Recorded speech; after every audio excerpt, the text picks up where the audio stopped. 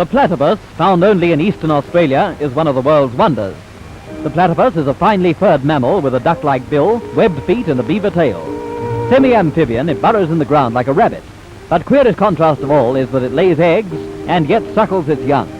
The platypus rarely lives and had never bred in captivity. That is, not until Jack and Jill, inmates of Mr. David Fleay's Healesville Animal Sanctuary, took it into their heads to make history. The happy event hit the news pages of the world. The bill is really not hard and duck-like, but of leathery skin, nerve-charged. The males have a poison spur on the hind flipper. Poison might kill a dog, but not a man. Museum piece shows female suckling two recently hatched young. Months ago, David Fleay noticed Jill was building a nest. Then she disappeared for 6 days and emerged to eat 400 worms, 330 chafer grubs, and 38 javies in one night. He knew she was building up her milk supply, allowed time to elapse, then dug down and uncovered the burrow. To his delight, he found a youngster, already well grown. It is the first to be born in captivity. He called her Corrie. The baby platypus does not emerge from the burrow until it's over 3 months old. When startled London scientists saw a dead platypus specimen 100 years ago, they said it was a fake. The family eats 3.5 pounds of land yavies, earth and mealworms a day. It costs £10 a week to keep them. Very few Australians have even seen a platypus. They are the most timid of animals, but Jill, captured very young, is quite friendly with naturalist Fleay. Overseas zoos have offered big sums for live platypus specimens, but they've never been successfully transported. London Daily Mail thus burst into verse over Corrie's arrival. Hushaby platypus, pride of the zoo. Baby shall figure in nature's who's who. Mummy will fondle and daddy will brag, while all the zoologists' tongues are a wag.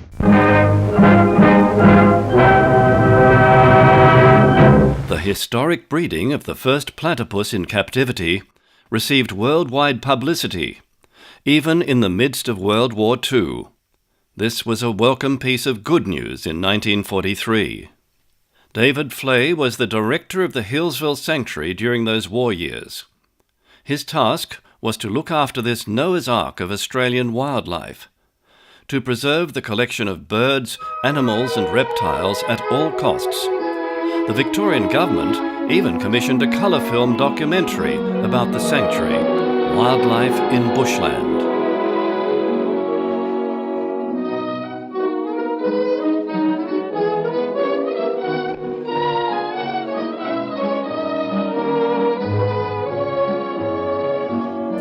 In 1947, the war had been over for over a year, and people were still in need of good news. And when David and Sigrid Fleay took 3 platypuses to New York, the world's media pounced on this good news event, as evidenced by this universal international newsreel. In a specially built platypussery at the Bronx Zoo, one of nature's oddities takes a bow, the platypus. 3 have arrived from Australia, the only ones in captivity in the U.S. This popular peep show packs in plenty of perplexed people. The platypus is a mammal that lays eggs, quite a rare bird. It swims like a fish, looks like a beaver. Can you top that? Well, you can't keep it under your hat.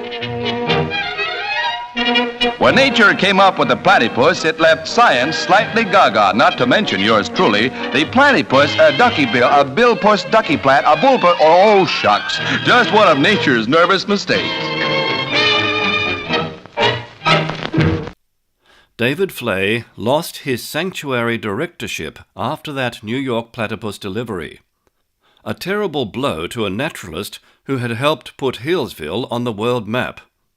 All down to a so-called sanctuary committee, who had not even been impressed by this devoted naturalist good work.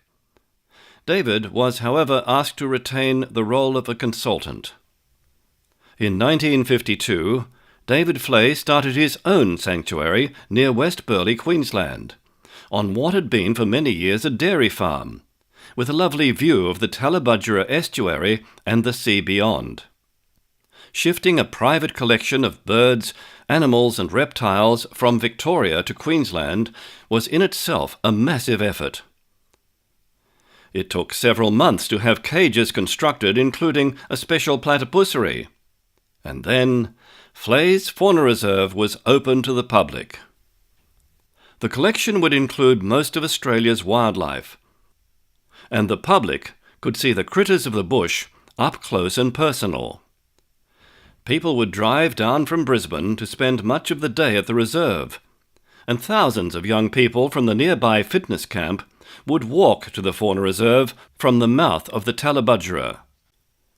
Rosemary Fleay spent every spare moment helping out, in the midst of high school studies.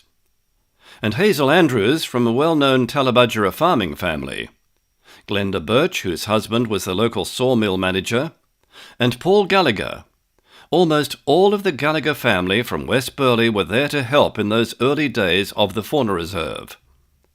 There were so many who helped us back then, and we are forever thankful for their devotion. David Fleay's reputation would attract more world interest when a Walt Disney film crew set up a nature studio at the Fauna Reserve in 1955. They were making a true-life adventure, which was released as Nature's Strangest Creatures. Lex Halliday of Australian Instructional Films made several documentaries at the reserve in the late 50s and early 60s. Lex and his camera crew would film all of the animal sequences for the international movie The Sundowners at the Fauna Reserve and in nearby bushland. Television was gaining hold in the 60s, and local crews would come to film at the Fauna Reserve. Bob Raymond made a national documentary partly there, along with David Fleay and the author Alan Moorhead. And world-famous wildlife man Gerald Durrell spent some time at the reserve in the early 60s. Nobility came to the West Burleigh Fauna Reserve in 1963. The Duke and Duchess of Bedford, who gladly posed for my Kodachrome camera and met some of the residents. They came into our house, had a cup of tea, and signed the visitors' book. David and Sigrid and Rosemary Fleay took a wombat, possum and platypus to Government House, Brisbane during the first mid-50s royal visit. They spent an hour and a half with the then young Queen Elizabeth and Prince Philip, a private and natural audience. My mother, Mary Sigrid Fleay, was always there to give my father, David Fleay, her full support. A Bachelor of Science and an expert on all things botanical, Sigrid Fleay also had a love of animals, especially her pugs and Pekingese. In 1970, I produced a wildlife documentary, Journey to Nature's Paradise. This film still needs to be digitized. The theme, composed and sung by Bernadette Webster, sums up what David Fleay's Fauna Reserve was all about.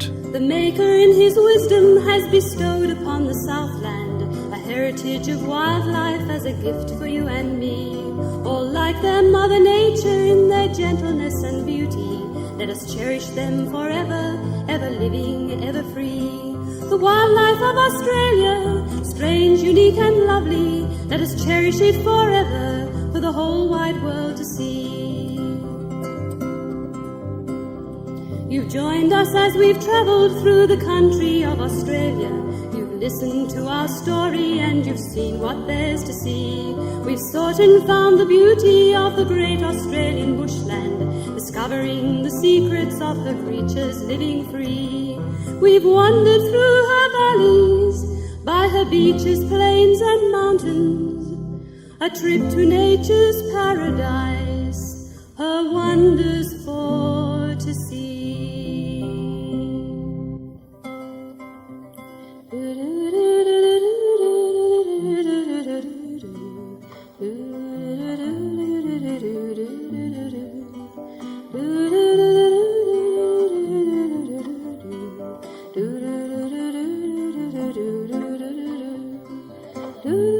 In a few words, your formula to conserve wildlife. Oh, well, a little bit of sanity, a little bit of thought for the future. Not just to go along enjoying yourself as things are, but to try and do something about preserving what should remain. That book, Silent Spring, by Rachel Carson, created a real sort of revolution in America, but its effects out here have not been felt. Because there you've got a greater concentration of population and a lot more people who have a conscience about these things.